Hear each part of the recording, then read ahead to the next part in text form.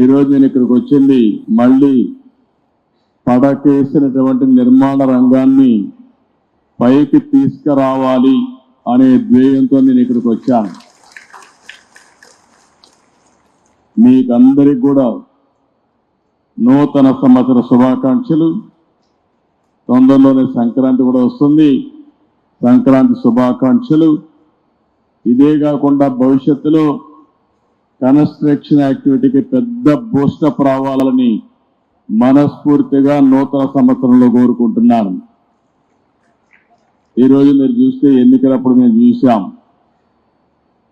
నిర్వీర్యమైన రాష్ట్రం, ఎక్కడికి పోయినా సమస్యల వలయం, అన్ని రంగాలు కూడా పతనావస్థకు చేరిపోయినాయి.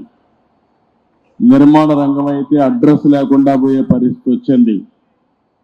మేము ఆ రోజు ఒకే మాట చెప్పాం, మమ్మల్ని ఆశీర్వదించండి, మళ్ళీ ఆంధ్ర రాష్ట్రాన్ని అన్ని రంగాలలో అభివృద్ధి చేసే బాధ్యత మేము తీసుకుంటామని చాలా స్పష్టంగా ఆ రోజు మీ అందరికీ హామీ ఇచ్చాం. మా హామీలు నమ్మారు. ఎప్పుడు చరిత్రలో నేను చాలాసార్లు ఎన్నికల్లో పోటీ చేశాను, కానీ స్ట్రైక్ రేట్ చూస్తే 93%, అంటే పెట్టిన అభ్యర్థుల్లో 93% గెలిచారు. అదే సమయంలో 57% ఓట్లు కూడా వేశారు. ఆ నమ్మకంతోనే మేము వచ్చిన వెంటనే మీరు ఒక్కసారి ఆలోచిస్తే పునర్నిర్మాణం ప్రారంభించాం. ఎటు చూసినా విధ్వంసమే, ఎటు చూసినా అంధకారమే. ఎటు పోవాలంటే కూడా ఇప్పటికి కూడా మాకు ఇంకా చాలా సమస్యలు ఉన్నాయి. కానీ అడుగడుగునా ప్రతి ఒక్క రోజు కూడా ఆలోచిస్తున్నాం.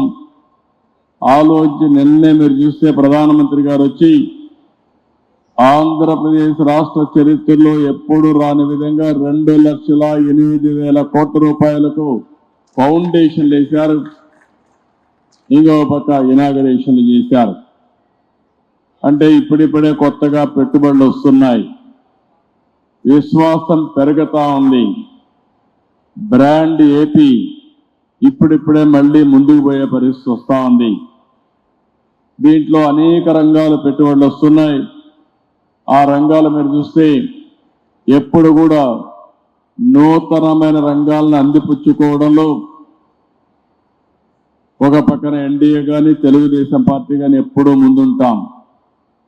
ఈరోజు మీరు చూస్తున్నారు, 95లో హైదరాబాద్లో ఏమీ లేని సమయంలో అంచెలంచెలుగా అభివృద్ధి చేసి ఈరోజు ఇండియాలోని నెంబర్ 1 సిటీగా, మోస్ట్ లివబుల్ సిటీగా తయారు చేశామంటే ఆ రోజు చేసిన ఫౌండేషనే.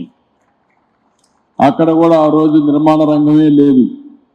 అలాంటి నిర్మాణ రంగాన్ని ముందుకు తీసుకుపోయాం. స్టెప్ బై స్టెప్ అభివృద్ధి చేశాం, ముందుకు వచ్చాం.